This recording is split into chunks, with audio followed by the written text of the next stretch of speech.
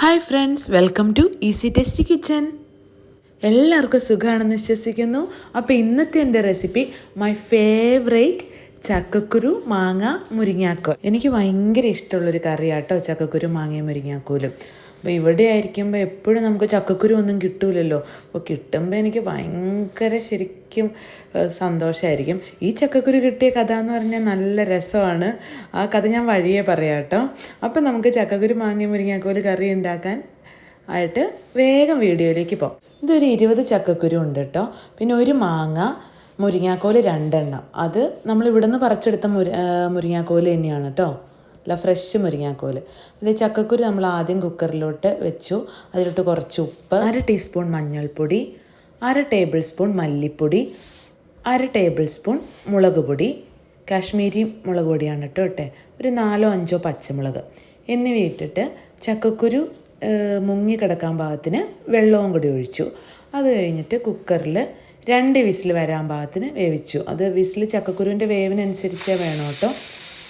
അത് കഴിഞ്ഞിട്ട് നമ്മൾ വിസിലൊക്കെ പോയി കഴിയുമ്പോൾ കുക്കർ ഓപ്പൺ ചെയ്യുകയാണ്. ചക്കക്കുരുവൊക്കെ നന്നായിട്ട് വെന്തിട്ടുണ്ട്.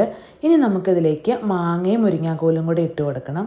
ഇനി മാങ്ങയും മുരിങ്ങാക്കോലും കൂടി ഇട്ട് കൊടുക്കുകയാണ്. എന്നിട്ട് കുക്കർ ജസ്റ്റ് ഒന്ന് അടച്ച് വെക്കുക കേട്ടോ.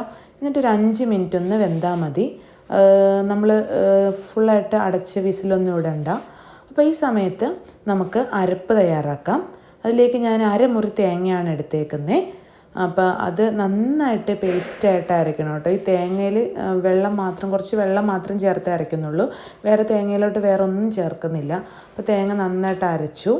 ഇപ്പോൾ ദേ മാങ്ങയും മുരിങ്ങാക്കോലൊക്കെ ഒന്ന് വെന്ത് വന്നിട്ടുണ്ട്.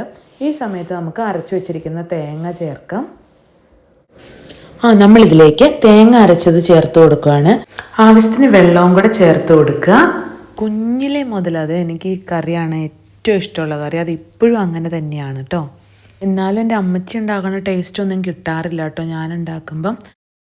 അപ്പോൾ ഇതിൽ ഉപ്പ് കുറവാണെന്ന് തോന്നിയുകൊണ്ട് ഞാൻ കുറച്ച് ഉപ്പുകൂടെ ഇട്ട് കൊടുക്കുകയാണ്. ഇനി ഇത് നന്നായിട്ട് തിളച്ച് വരണം. നന്നായിട്ട് തിള വരുമ്പോൾ നമുക്കിത് ഓഫ് ചെയ്യാം. ഇനി നമുക്കിതിലേക്ക് കടുക് താളിച്ച് ചേർത്താൽ മാത്രം മതി. അപ്പോൾ നമുക്ക് കടുക് താളിക്കണ എങ്ങനെയാണെന്ന് നോക്കാം. അപ്പോൾ കടുക് പൊട്ടിക്കാൻ എടുക്കുന്ന പാനിലേക്ക് നമ്മൾ കുറച്ച് വെളിച്ചെണ്ണ ചേർത്ത് കൊടുക്കുക. ഇവിടെ നമ്മുടെ കറി നന്നായിട്ട് തിളച്ച് വന്നിട്ടുണ്ട്. അപ്പോൾ നമുക്കിതൊന്ന് ഓഫ് ചെയ്യാം. അപ്പോൾ ഈ സമയത്ത് വെളിച്ചെണ്ണ ചൂടായി വരുമ്പോൾ നമ്മൾ അതിലേക്ക് 1 ടീസ്പൂൺ കടുക് ചേർത്ത് കൊടുക്കുക. അപ്പോൾ അത് കടുക് നന്നായിട്ട് പൊട്ടി വന്നിട്ടുണ്ട്. ഇനി ഇതിലേക്ക് കുറച്ച് ചുവന്നുള്ളിയും ഒരു അല്ലി വെളുത്തുള്ളിയും പിന്നെ കറിവേപ്പിലയും 2 വറ്റൽമുളക് പൊടിയൊക്കെ ഇട്ടിട്ട് നന്നായിട്ടൊന്ന് മൂപ്പിച്ചെടുക്കുക. നന്നായിട്ടൊന്ന് ബ്രൗൺ കളറായി വരുമ്പോൾ ഉള്ളിയൊക്കെ നന്നായിട്ടൊന്ന് വാടി ബ്രൗൺ കളറായിട്ട് വരുമ്പോൾ ഇതിലേക്ക് ഞാൻ 1 ടീസ്പൂൺ കാശ്മീരി മുളക് പൊടി ചേർത്ത് കൊടുക്കട്ടെ. ഈ സമയത്ത് മുളക് പൊടിയൊക്കെ ചേർത്തെടുക്കുമ്പോൾ കറിക്ക് നല്ലൊരു കളറൊക്കെ കിട്ടും. അപ്പോൾ അതേ ആ മുളക് പൊടി ഒന്ന് പച്ചമണമൊക്കെ ഒന്ന് മാറിയിട്ടുണ്ട്. അത് കഴിഞ്ഞിട്ട് ഇത് കറിയിലേക്ക് ഒന്ന് ഒഴിച്ചു കൊടുക്കുക. അപ്പോൾ നല്ലൊരു സ്മെല്ലൊക്കെ വരും, അടിപൊളിയായിരിക്കും. അപ്പോൾ നമ്മുടെ കറി നല്ല കടുകൊക്കെ താളിച്ച് നല്ല സെറ്റായിട്ട് വന്നിട്ടുണ്ട്. സത്യം പറഞ്ഞാൽ ചോറിൻ്റെ കൂടെ ഇതിലും നല്ലൊരു ഒഴിച്ചേറി ഇല്ലെന്ന് തന്നെ പറയാം. അത്രയ്ക്ക് എല്ലാവർക്കും ഇഷ്ടമാവും. അപ്പോൾ നിങ്ങൾക്ക് വീഡിയോ ഒക്കെ ഇഷ്ടമായെങ്കിൽ പ്ലീസ് ലൈക്ക്, ഷെയർ, സബ്സ്ക്രൈബ്. നിങ്ങളുടെ അഭിപ്രായങ്ങൾ കമൻസ് ആയിട്ടും അറിയിക്കുക.